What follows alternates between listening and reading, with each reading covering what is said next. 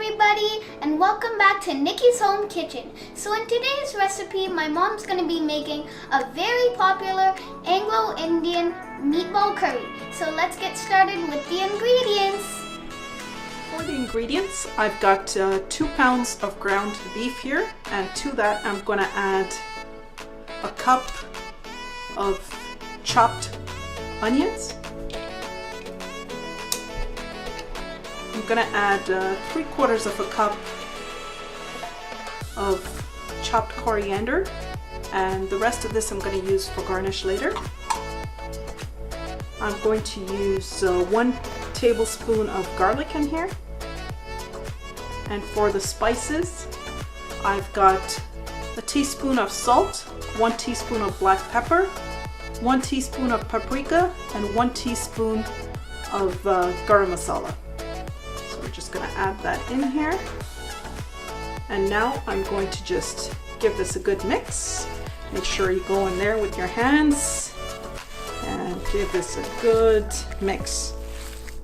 And then we are going to make meatballs out of this. So for the rest of the ingredients, I've got 2 tomatoes here, which I have blended into a tomato puree.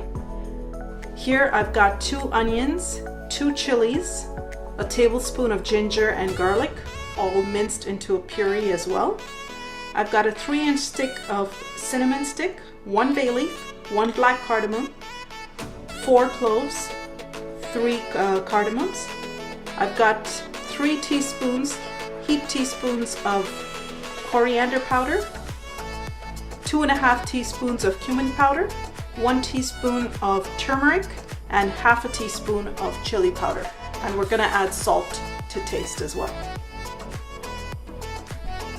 So we're going to start by just rolling the meatballs here into just a medium sized. And you don't want to pack them up too tight because I have not used egg or breadcrumbs in here. So don't want to pack them really too tight because you want the marinade, the curry, actually going into the meatballs when we're cooking them. So just that size is perfect. And I'm just going to show you a couple more, and then we're going to get cooking here. So just roll them into your hands just like that. Don't pack them too tight. Just like that. And just one more. So our meatballs are ready. Just got my last one going here, and we're going to get started with the cooking process.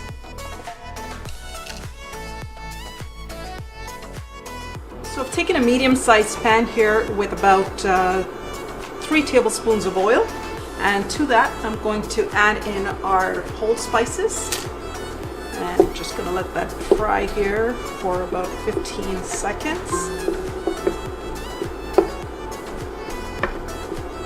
So once we do that, it's going to release all its aromatic smells.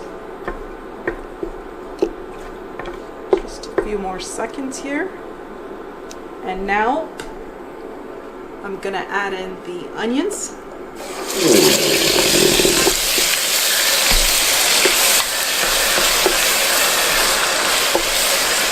And we're gonna fry this for about 5 minutes.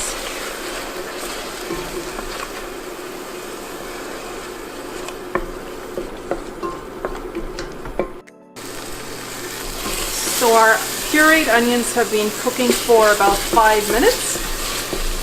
Now we're going to add in the dry spices.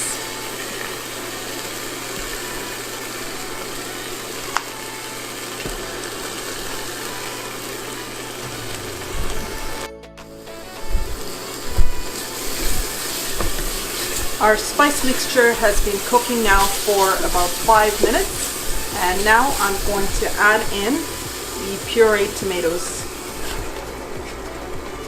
So we're going to just give this a good mix here, and we're going to let this cook for another few more minutes. Now all this is being done on a medium-high heat. So just giving that a good mix, and the spices are all smelling really good.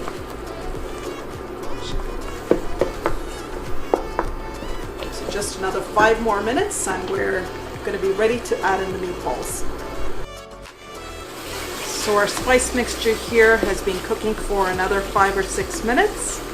I'm just going to add in a little bit of water, maybe about half a cup. Give this a good mix.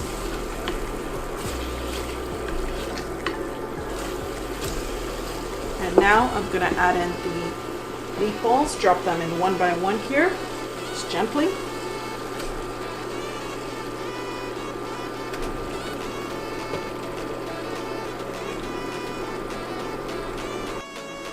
So now I've got all our meatballs in here, and I'm just going to give the pan a gentle shake like this, just so our meatballs don't break. And I'm just going to add in another cup of water. Give that a good shake again. And we're going to let this cook for about 25 minutes, and we're going to check after 25 minutes.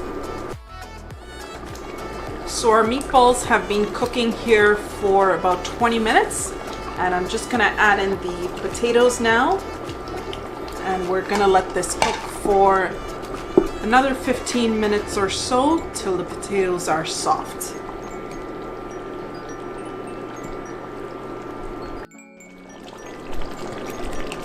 So our curry now has been cooking for about 35 minutes in total, and we are done. So we're just going to plate, and we're going to garnish with some coriander leaves.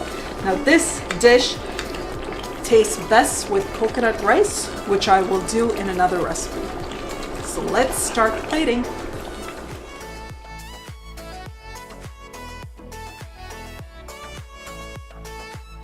Thanks so much for watching. Please make sure to like, share, and subscribe.